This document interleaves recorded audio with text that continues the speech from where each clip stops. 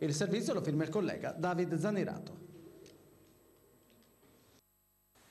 Cogliendo l'occasione della presenza a San Stino dell'assessore regionale all'agricoltura Franco Manzato, chiamato ad illustrare le opportunità del piano di sviluppo regionale per l'agricoltura, il sindaco sanstinese Luigino Moro, dal palco del Teatro Pascutto, ha risollevato la questione del proliferare delle centrali a biomasse nel Veneto orientale, appellandosi all'esponente leghista affinché la regione si doti entro breve del tanto atteso piano energetico regionale per determinare con chiarezza l'eventuale dislocazione dei futuri impianti, dando ai comuni la possibilità di dire la loro sull'eventuale dislocazione e cercando in definitiva di preservare queste terre fondamentali per un ulteriore sviluppo dell'agricoltura, settore di primo piano dell'economia del territorio. A stretto giro di posta l'assessore Manzato ha raccolto l'invito facendolo proprio e poco dopo sul palco è arrivata anche la stoccata del collega assessore regionale Daniele Stival, che ha preannunciato la presentazione della prima bozza del piano energetico per la fine di questo mese di marzo, così come promesso dall'assessore competente all'energia Massimo Giorgetti,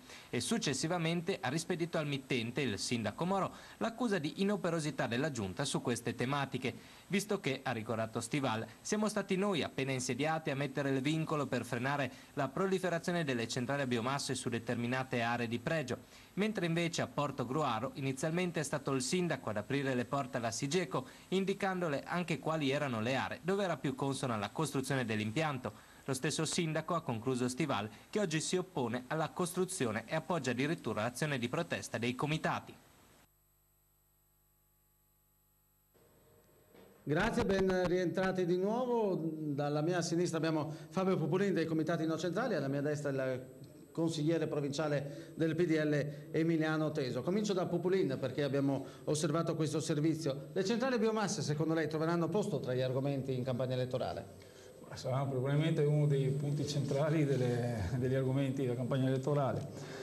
Se ne discute da 2 anni, sempre di più. Il problema ormai io penso che sia sfuggito anche di mano alla politica, è molto molto pesante e non condivido sinceramente, ascoltando il servizio che avete mandato in onda ora, quello che ha affermato l'assessore regionale Stival, perché io penso che abbiano latitato molto, anche troppo, dalla politica, tutta la politica, riguardo al problema e la gestione del problema di centrali biomasse. Diciamo che è stato probabilmente inizialmente sottovalutato, ora è esploso in tutta la sua gravità e comunque stiamo assistendo sempre al penoso gioco dello scaricabarile. La Lega dà la colpa al PDL, il PDL la rigira alla Lega e al PD, il PD resta con il cerino in mano, rigira la colpa alla Lega e alla fine siamo sempre sul solito gioco e ci rimettono sempre i cittadini. E questa situazione deve veramente finire, è ora che anche la gente si renda conto che la politica è dannosa, non è inutile, è dannosa. Sentiamo cosa ne pensa il direttore su questo argomento.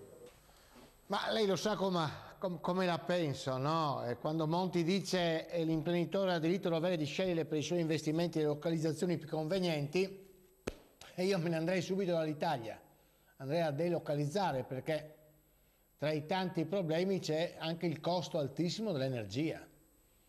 Allora, se non si vogliono le centrali biomasse, se non si vogliono le centrali nucleari, se non si vogliono non si vuole nulla, chiedo quale futuro hanno i nostri figli, e lo chiedo ad un amico, insomma, che io rispetto, fa parte di questo comitato No Centrali, ma bisogna trovare anche una soluzione, perché non si può sempre dire di no. Sì, grazie direttore per l'opportunità, così chiariamo una volta per tutte questo fatto che noi diciamo sempre di no, che non è così. Per quanto riguarda ad esempio la centrale a biomasse di Villanova, c'erano comunque altre possibilità. Diciamo la verità, queste centrali sono speculative perché godono di finanziamenti pubblici enormi, elargizioni enormi, che alla fin fine l'energia prodotta poi non è neanche necessaria. Siamo anche in sovrapproduzione, se guardi i dati alla fin fine siamo in eccedenza di produzione di energia, quindi sono speculative, puramente speculative. In ogni caso un'opera va anche fatta tenendo presente degli interessi della collettività, dei cittadini. Come è stata concepita ad esempio la centrale di Villanova è solamente dannosa e costituisce un pericolo costante per la popolazione, dopodiché nessuno impedisce ai Marzotto o altri imprenditori di investire, di andare avanti con le loro attività, però c'è modo di condurre i propri affari. Grazie. Proseguiamo con l'altro ospite? Rosario? Sì? Proseguiamo con l'altro ospite?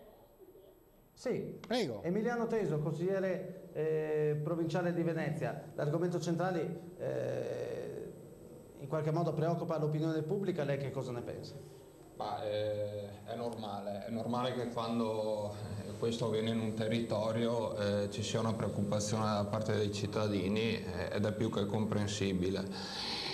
È anche vero che la politica in questo caso è mancata, non parliamo di Lega, PD o PDL, ne faccio un discorso generico. Andava fatto un piano regionale energetico ben preciso, andavano determinate varie aree in cui insediare queste centrali, valutare Quindi la politica bene. dovrebbe fare un po' di autocritica forse? Ma la politica sicuramente deve fare un po' di autocritica, insomma, dal livello comunale a quello più alto, insomma, direttamente a Roma mi pare pacifico, visto quello che sta succedendo in Italia in questo periodo. Direttore? Ma io sto notando che anche in questa, diciamo, politica del nord-est c'è questa difficoltà, no? A trovare coesione, no? PDL, Lega, insomma, oggi tiro a te, domani tira a me, no? Tutto questo va a discapito anche, secondo il mio punto di vista, in quel rapporto che c'è con l'elettorato, o sbaglio, Teso? Sicuramente sono venuti a mancare, secondo me, io vengo da Alleanza Nazionale, dei riferimenti partitici ben precisi.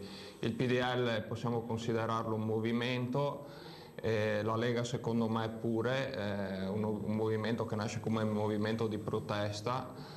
Ed è chiaro che la situazione, l'avvento del governo Monti ha portato delle discrasie fra questi due che certo, fino a poco tempo fa erano alleati.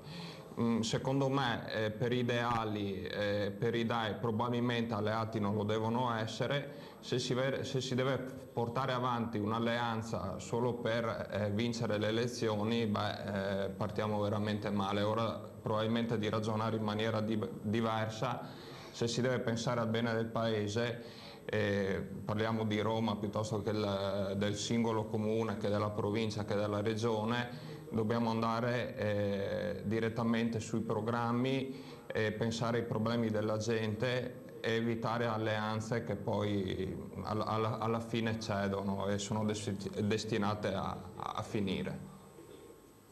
Anche all'amico Teso, grazie. Io direi dunque a questo punto, Rosario Padovano, di chiudere il giornale dal Veneto.